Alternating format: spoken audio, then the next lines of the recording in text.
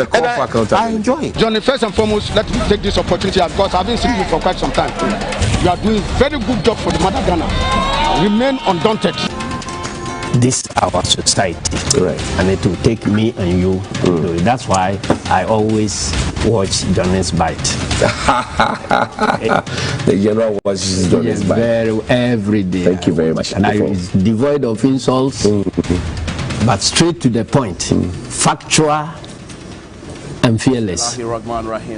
Charlie, no be joke. The pressure people like Johnny can give you. No. You know, get grey hair, you go get grey hair. I'm innocent. And that's what I'm saying. That the pressure Johnny and his people, the pressure they can give you, you know, get grey hair, you go get. So your best bet is not to have hair. Bismillahirrahmanirrahim. Alhamdulillah Rabbil Alameen.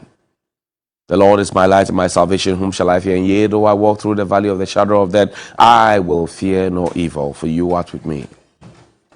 Thy rod and thy staff, they comfort me. Thou preparest a table before me in the presence of my enemies. Thou anointest my head with oil, my cup runneth over. Surely goodness and mercy shall follow me all the days of my life, and I will dwell in the house of the Lord forever and ever. Amen. Welcome to Johnny's Bite. Assalamu alaikum. Thank you to the millions of Ghanaians who watch Johnny's Bite every morning as a ritual before they go to work. Thank you. I'm sorry that sometimes I make you late to work, but thank you very much indeed for watching Johnny's Bite. Something struck me yesterday, that when national issues come, you expect the traditional media, radio, TV, newspaper, online to talk about it. And I've been meaning to tell you this, but I'll tell you this plainly. Because all of us have phones. Smartphones, we call them, whether they be Android or iOS or whatever it is, we have them. Now, once you have your phone, it means that you are part of new media because you are linked on to Facebook or Twitter or WhatsApp or Instagram or YouTube or whatever it is. You have created an account. You want traditional media, people like Johnnie Huges, to be talking about the things that matter to you. But for example, touch wood, if an accident breaks here now, if an accident happens now, we all rush there. Even before traditional media is able to put it on TV as breaking news, you would have been able to put it on your Facebook, WhatsApp, Instagram, wherever it is, as news. You'd have posted it already. So now essentially you're part of the media. I told you the media agenda. There are three things. Where there is no public opinion, the media helps to form the public opinion. Where there's public opinion is scattered, the media helps to shape it. And where there's public opinion and it is pointed, you publish it. So when somebody says somebody is an agenda journalist, you ask yourself, does the person understand agenda setting, priming and framing? They don't. They are just follow back. So they don't read, they don't learn, they don't do nothing. But the bigger conversation this morning is that you also have a platform. Back in the day before the 1995, 1996, when media pluralism came in, before all these things that we use now, Facebook, WhatsApp, Instagram, whatever it is, TikTok, there was nothing like you being able to. You had to listen into GBC, Radio 1 and 2. So today you have a platform. Now your platform that you have is also a very, very important tool. Tweet at us at Johnny's Bite. Tweet at us now. It's important. So you have to be part of active society. That's the first one I'm saying. And the second one I want to talk to you about this morning is that the IGP, George Dampare, Akufo Dampare, Dr. George Akufo Dampare, he opened what we call a cold case unit. Oliver, pull that up for me. A cold case unit. What is a cold case? Matters that are lingering for a long time, maybe people have died, whatever it is, that you might have to minimize it a bit so people can see a Dampare well. This is George Akufo Dampare. He says he set up a cold case unit to look into cold murders. Right? The Ghana Police Service has set up a cold case unit under the Criminal Investigations Department to deal with cases, particularly unresolved homicide. This came to light during the Inspector General IGP Dr. Akufo Dampare's maiden engagement with editors and news editors of media establishments at the National Police Headquarters in Accra yesterday. This was on the 6th of November 2021.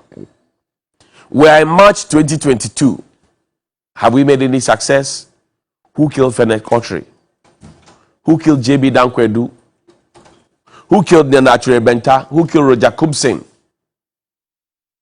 So many unresolved murders. So it's not about and I say this is not about social media talk. Because the CID boss invited us and told us, held us a press conference and told us what they are going to do with the cold cases and the cases, blah, blah, blah, blah, blah, blah, blah. Who killed Abed Swale? Who killed them? That's the job of the police, to investigate and tell us who killed who. Have the police been able to tell us who killed who after setting up this cold case unit under the CID? Who killed who?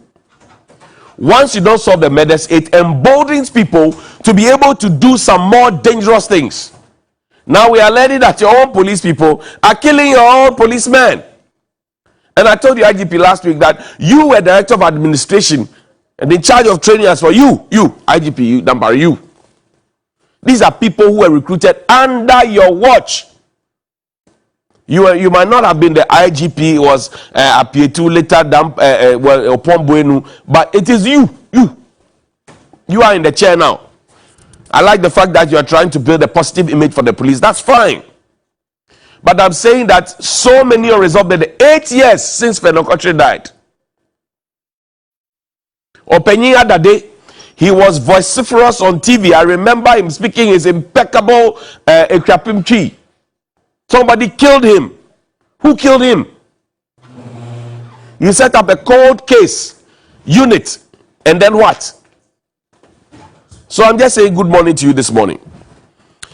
Now, while I say good morning to you, I also say good morning to the Office of the President. Good morning to Mr. Abu Jinapor, who is a Minister for Lands and Natural Resources. Good morning to Mr. John Alote of the Forestry Commission. Pull that story up for me. They say 2,000 cattle, according to Modern Ghana, Ajafor and his team, unless they are telling lies, I doubt they would. They say 2,000 cattle have consumed green Ghana trees in Bono region. Somebody stood and counted 2,000 cattle destroying green Ghana trees, but could not count the number of trees that the 2,000 cattle destroyed. Ridiculous. Somebody stood and counted 2,000 trees. Pull up there. This man, I know this man. I planted trees with him in Tamale. This man is nowhere connected in any way to Green Ghana. Nowhere connected to Green Ghana. But anytime Green Ghana programs happen, they use this picture, whatever it is, I don't know. But I'm saying, you said 2,000 cattle consume Green Ghana trees in the Bono region. You stood and counted 1, 2, 3, 4, 5, up to 2,000 cattle. You have not told us who owns the cattle. You have a national security, you have an NIB, you have whatever it is to investigate. Because when the go-go cattle raid happens, you tell us who owns the cattle. How is it that you are able to tell us that 2,000 cattle destroyed trees? You stand and count the cattle, 1, 2, 3, 4, 5, 2,000. But you can't tell us how many trees they destroyed. And you see, it even gets more murkier when the president launched this year again that we're going to plant even more trees than we planted in the past. Put that thing for me. We spent 12 million Ghana cedis planting trees last year. The same people who are planting trees now and spending 12 million cedis of our money when they say we are broke are the same people who complain about Sada and Jida. Abu Jinapor complained about it. President Akufo-Addo complained about it. John Alote complained about it. Sir John, bless his soul, complained about it. 12 million Ghana cedis. You said you bought 7 million seedlings. And you planted 5 million seedlings. Now, any ordinary level 100 person who is research based will say, I spent 12 million. I bought 7 million seedlings. I planted 5 million.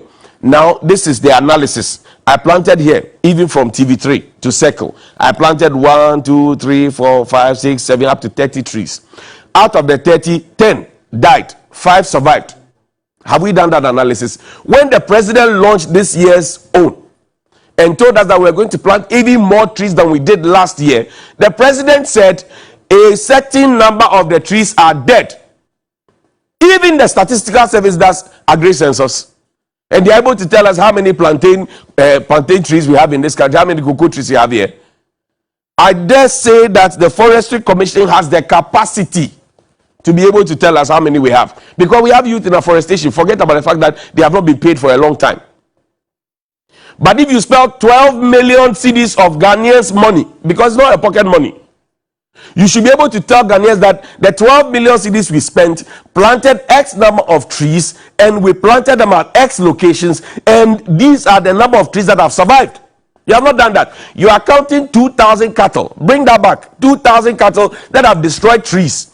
And you are not telling us the number of trees that they destroy. Are you being honest with yourself? People can't find water to drink. People are going to school this morning to sit on cement blocks or lie on their belly to learn. People have bad roads. People can't feed. Somebody has been detained in the hospital this morning because they couldn't pay their bills. You are spending 12 million of our money, and I agree. SDG go what? Is it go 12? Environmental action. Fantastic. Go 13, sorry. Go 13. I fell in love with it. Fantastic. Let's preserve, let's conserve the environment.